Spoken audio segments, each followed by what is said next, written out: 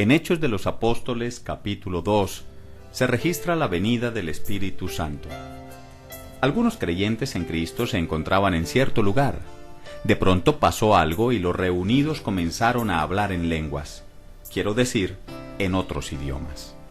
Fue un hecho milagroso, obrado por el Espíritu de Dios, pues los congregados no eran políglotas ni gente de letras, eran galileos, gente del común. Unos judíos piadosos que habían venido de otras naciones, a causa de la festividad judía del Pentecostés, los escucharon hablar en sus propios idiomas. Eso los sorprendió. Sin embargo, algunos dijeron, están llenos de mosto, o dicho de otra manera, están borrachos. Durante mucho tiempo se ha considerado que tal declaración se debió a la forma del milagro, al alboroto que produjo el hecho milagroso de escucharlos hablar en sus propias lenguas.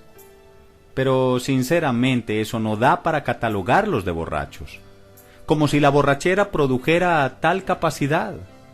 Nadie que vea en alguien esa habilidad asombrosa de hablar perfectamente un idioma desconocido, le atribuiría a la embriaguez su causa. Entonces, ¿por qué los creyeron borrachos? Posiblemente no por hablar en lenguas, sino por lo que decían en esas lenguas. Eso es diferente. Los discípulos hablaron en idiomas que no conocían las maravillas de Dios. Lo que decían en lenguas y no hablar en lenguas es lo que probablemente hizo que los tildaran de borrachos. Esto es genial entenderlo, porque así no nos centraremos en el hecho milagroso por su forma, sino por su esencia y propósito. ¿Qué maravillas serían las que hablaban?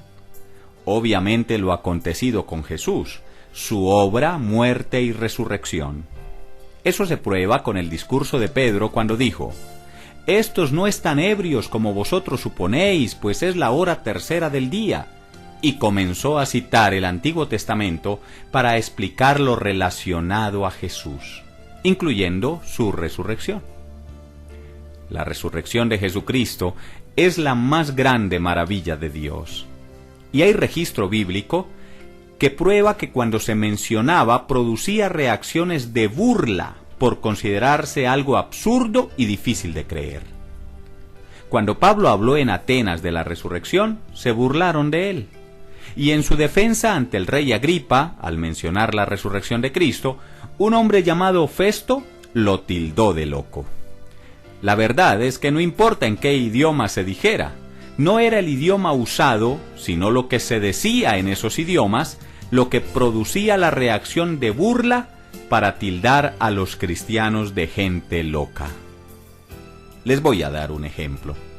Si yo voy a China y llego a un lugar de reunión y de pronto escucho a los naturales hablar en español fluido, eso me asombraría, pero no daría para tildarlos de borrachos. Les estoy entendiendo lo que dicen, eso sería maravilloso, pero si lo que dicen en español es algo que me parece desorbitado e ilógico, entonces sí daría para tildarlos de borrachos o locos. No porque me hablen en español siendo chinos, sino porque lo que me dicen en mi lengua natal me parece una locura. Concluyamos. Los discípulos estaban en el aposento alto. De pronto vino el Espíritu Santo y comenzaron a hablar en otros idiomas. Lo que hablaban en esos idiomas era un mensaje específico, las maravillas de Dios referente a Jesús. Los asistentes les entendieron las palabras al oírlos hablar cada uno en su propia lengua, pero no entendieron el mensaje por considerarlo algo muy descabellado. ¿Cómo así que Dios resucitó al crucificado Jesús? Y que este es el Salvador, el Hijo de Dios. No, estos hombres están borrachos.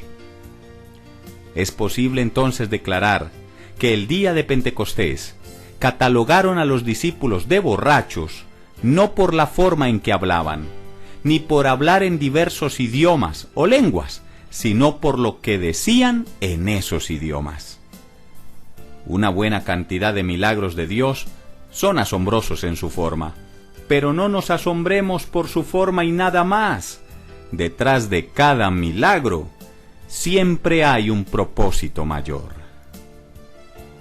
Has escuchado Interpretaciones Alternativas, una serie de videos producidos por Escuela Teontológica. Próximo tema: el que destruyere el templo de Dios, Dios le destruirá a él.